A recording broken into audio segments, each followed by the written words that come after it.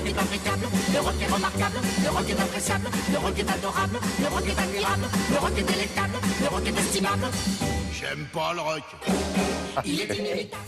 Voilà, on va parler de Jean-Yann, évidemment. Jean-Yann qui a été vraiment un grand provocateur. On l'a vu dans certains films qu'il a réalisés. Et des sketchs qu'on va retrouver grâce à vous, Marie-Mme Joglou, et grâce à Lina, surtout. C'est grâce à Lina, effectivement. Surtout, moi, j'ai dû choisir. Ça a été vraiment un enfer, d'ailleurs, de choisir tellement les sketchs et les parodies sont nombreuses.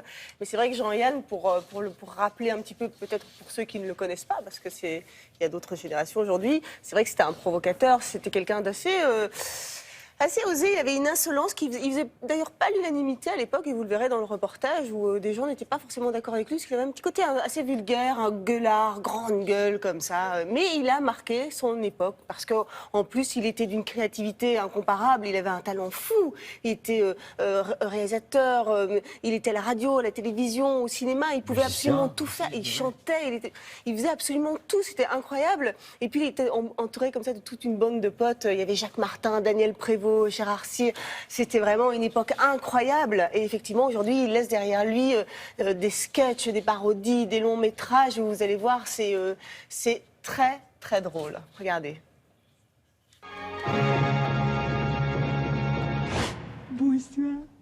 Bonsoir, les gentils téléspectateurs. Ils étaient nombreux, ça, madame. Oh, comme ils étaient nombreux à nous regarder avec leurs gros yeux, les téléspectateurs. Au revoir. Hé Oh! Hé, Bénur!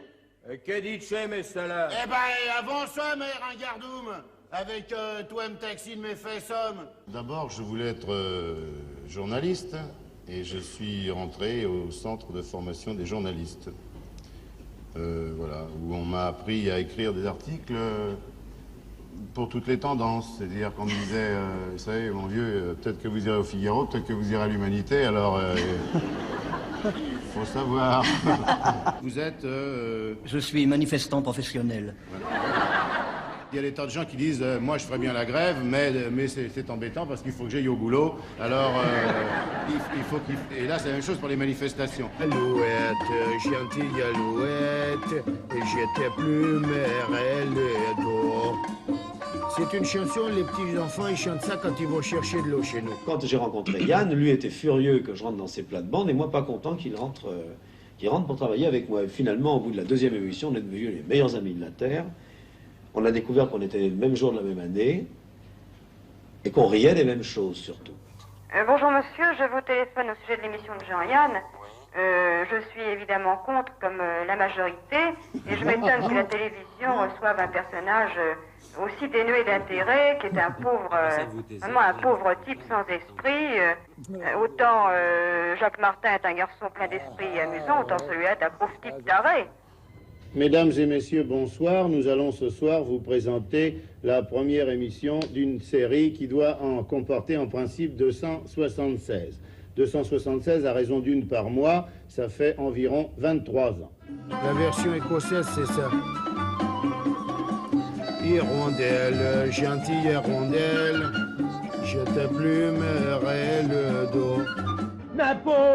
Napo, je t'ai dit qu'on peut se les rattraper, les Anglais. Oh, laisse tomber Cambronne, quoi, tu connais Talleyrand? Enfin, Napo, ça s'est jamais vu qu'on se fasse battre par les Anglais chez nous, quoi. À combien on est de Waterloo? 2 kilomètres. Bon, bah tant pis pour Talleyrand, on fonce. Vous montez dans votre voiture, elle ne démarre pas, qu'est-ce que vous faites? Eh ben, je descends. Ah oui, la manivelle. Non, je descends, puis je file un grand coup de pompe dans cette saloperie de bagnole. Et après, j'ouvre le capot, je prends une clé à molette et je casse le moteur en 1000 morceaux. Je frappe, je cogne. Parce que je suis pas déjà à me laisser emmerder par un tas de ferraille, hein. Je bois du jus de raisin, je bois du jus de pomme, je fais la pause café, je mange du fromage en portions. Enfin, je fais tout ce que la télévision me conseille de faire. Et je m'emmerde. Bon, en tout cas, j'espère que c'est pas votre cas, mais ça, c'était Jean-Yann. Il suffit de regarder le film Tout le monde il est beau, tout le monde il est gentil, et vous avez tout compris hein, sur l'univers de Jean-Yann. Et d'ailleurs, il y a un coffret DVD qui va sortir en partenariat avec Lina. Le coffret s'intitule Jean-Yann revient, on est devenu trop con.